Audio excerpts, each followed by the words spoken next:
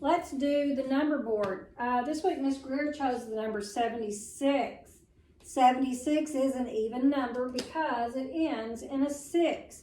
Remember, even numbers end in 2, 4, 6, 8, or 0.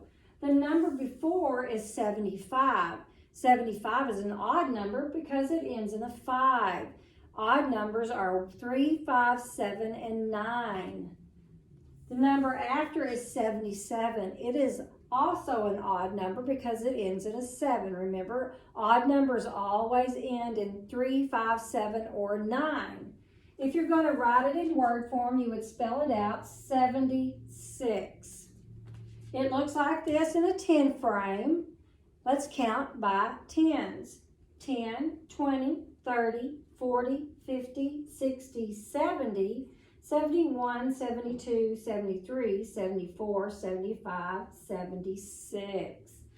These are tally marks, and we always count a tally mark by 5. Let's count those.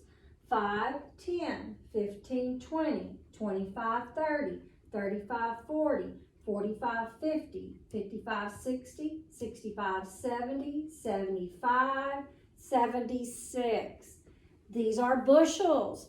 If you went to the market and you bought something in a bushel, they would measure it. They would measure it and they would charge you by its weight. But we count ours by tens. Let's do that. 10, 20, 30, 40, 50, 60, 70, 71, 72, 73, 74, 75, 76. All right, let's move on and do some time. Now remember, when we're doing time, the shorthand always is the hour hand, and the long hand is always the minute hand. And if the minute hand is on the 12, it always means o'clock. If the minute hand is on the 3, it always means 15. If the minute hand is on the 6, it always means 30, or some people say half past because it's halfway around the clock. Always means 30 or half past. If it's on the 9, it always means 45. And then when we get back to 12, of course, it would mean o'clock. There are 60 minutes in an hour. So each one of these numbers counts as 5. 5, 10, 15, 20, 25, 30, 35, 40, 45, 50, 55, 60. So if Miss Greer put the hour hand, the shorthand on the 7, and the long hand, the minute hand on the 12, it would be 7 o'clock. If we move the minute hand around to the 3, the hour hand is going to move a little off the 7, and it will mean 7:15. Now, if we take the minute hand and we come around to the 6 at the bottom, see it's halfway around. Some people say half past 7 or 7:30. It means the same thing. And then if we bring our our minute hand and we put it on the 9, that would be 7:45. And then when we bring the minute hand back up to the 12, it would be 8 o'clock.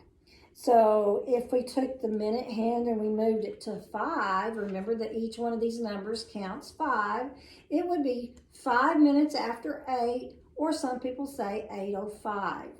If we took the minute hand and we moved it to the 4, let's count and see where we would be at. 5, 10, 15, 20.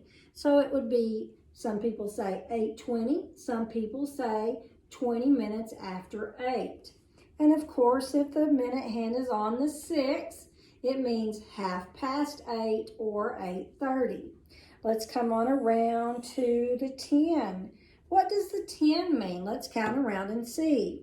5, 10, 15, 20, 25, 30, 35, 40, 45, 50. So it is 8:50 or 50 minutes after 8. And then, of course, when the minute hand comes back to the 12, it would be 9 o'clock. Let's look at some coins. I'm going to move around so I can show you a little bit closer the coins. This one is a quarter, and a quarter is worth 25 cents. This is the front of a quarter, and this is the back of what this quarter looks like. You know, this quarter has a picture on it.